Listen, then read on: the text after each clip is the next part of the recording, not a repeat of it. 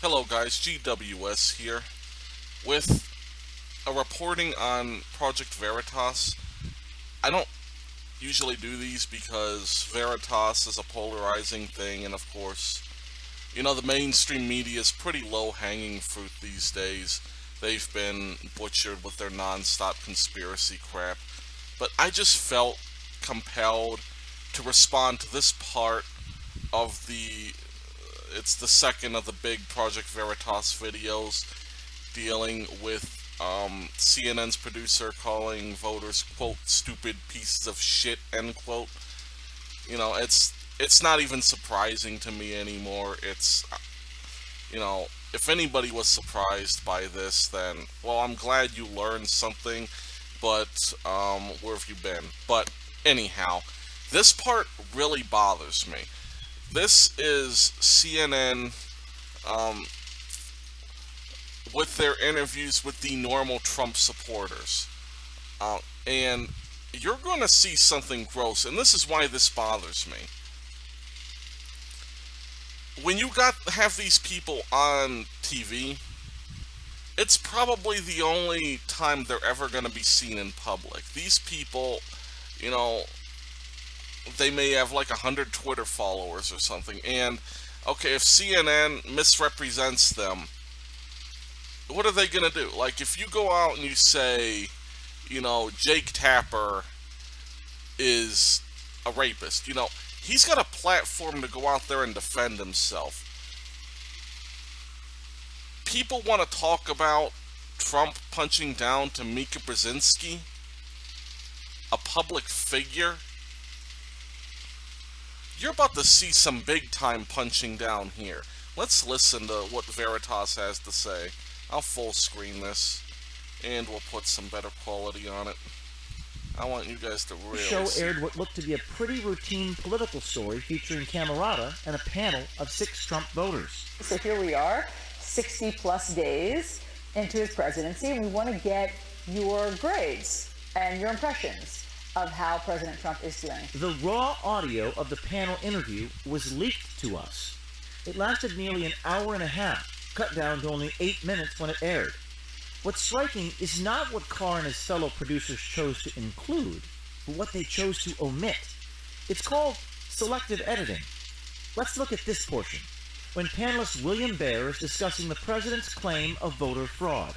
And we don't know how, as far as the votes and fraud and everything else. I mean, my assumption is that he probably would have gotten elected by a higher number than what the results actually showed. But are you saying that you believe that there were 3 to 5 million illegals who voted? Oh, I know that in New Hampshire. I've seen it. I've seen busloads of people. This is what we could come back to. When you say you've seen it, do you mean a dozen?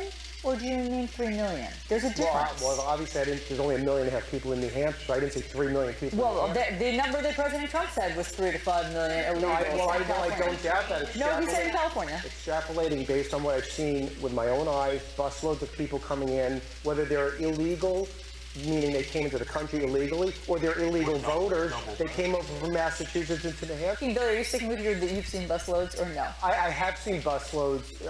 I guess I can't cite the busloads that I've seen and where I've seen them, but on television I've seen it. Baer is painted as a conspiracy theorist. Look at the on-screen chyron. Quote, Trump voters on his unproven voter fraud claims, unquote. The implication, no evidence of voter fraud whatsoever. When Camerata asks for proof, the panelist has no answer. Or so it seems. Here's the raw audio from immediately after the edit. I have seen busloads. I guess I can't cite the busloads that I've seen and where I've seen them, but on television I've seen it. And I mean, has anybody looked into like what James O'Keefe has done when he went undercover to these various polling places?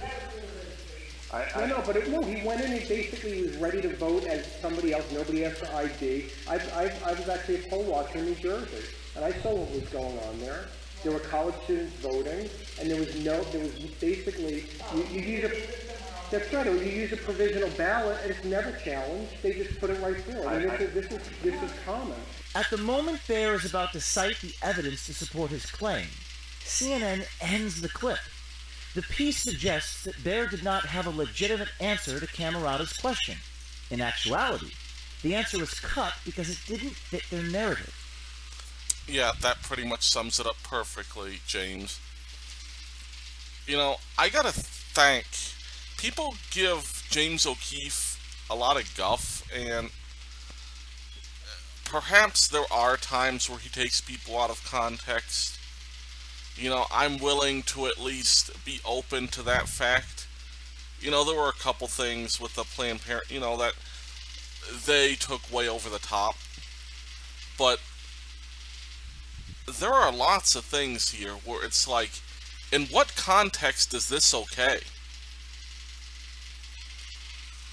This is not taken out of context. This is, how do you reconcile that?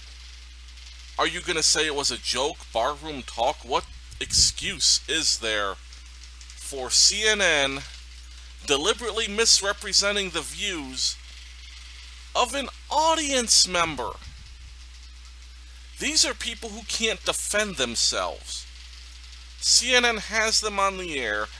You know, I don't know if they're being, I'm assuming they're being compensated for it, but they're just used as propaganda pawns where they're made to look as stupid as CNN can make them look. And they can't defend themselves. Again, you want to talk about punching down. Punching down at people who can't defend themselves. First of all, Mika Brzezinski can defend herself. You don't get into public life unless you have some kind of a thick skin. Don't listen when you see those teary-eyed, oh my kids, all that. No. These people have thick enough skin to get through college, get through journalism school, and then get treated like shit as all correspondents are before they realize that everything they learned in journalism school is meaningless. As you saw the other CNN producer say in his other video. You know, how cute, ethics, how cute, all that stuff you learn in journalism school. You know, that was the theme, and it's like I said, that part's not a surprise because people deep down already knew it. You know, it wasn't like, you know, this hits like a 10-ton hammer, like CNN had credibility to begin with. But this, it just bothers me when people who are defenseless get attacked like this. And I just want to end this by saying, you know, these people who are going undercover for James O'Keefe, I don't think they get enough credit. And it's sad because you'll never hear their names because they'll never, well, I think one of them got leaked, but, you know, these people are pretty much guaranteeing that they're never going to have a career. These people need to be thanked and applauded because this isn't the type of whistleblower where you become a celebrity. This is the type of whistleblower where you are going to gain the ire of everybody who has ever spoken to you as it relates to the media. You're going to lose all your friendships. You're burning every bridge you have to trust James O'Keefe. And, you know, if this Veritas stuff falls through, you know, if there's some kind of legal action that it gets through, with our corrupt system, I wouldn't be surprised. But if there's some kind of legal action, these people are done. They'd have a hard time getting hired at McDonald's. That is, you know, and so I want to thank all these people who leaked. The Planned Parenthood stuff, this stuff, the Acorn stuff, all of it. Because there gets to be a time where you can't make excuses. you could say people are taken out of context, okay, but that's what the media does every day. And if you think CNN maintained the context of what this New Jersey poll worker was saying, then I'm sorry. You know, you are one partisan bias hack, and quite frankly, you can't be trusted anyhow. So, thank you to James O'Keefe. Thank you to those who leaked this, who are giving all this information, this inside information about what we're seeing every day. Because they say perception is 9/10 of reality, and that's what we're learning, because as our perception changes, the reality of what the media is starting to change. Trump exposed some of it in an imprecise way, but now we're getting razor sharp inclusions into all of this, and I just look forward to more of what James O'Keefe has to offer. So please do support this guy, do subscribe to his channel. I don't even know why I'm not subscribed. I think he's got another one that I'm subscribed to, but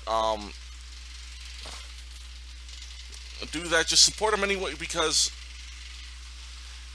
these people who leak this stuff, they need protection, and we need people like this who can get others on the inside, because we have not had anything like this come out.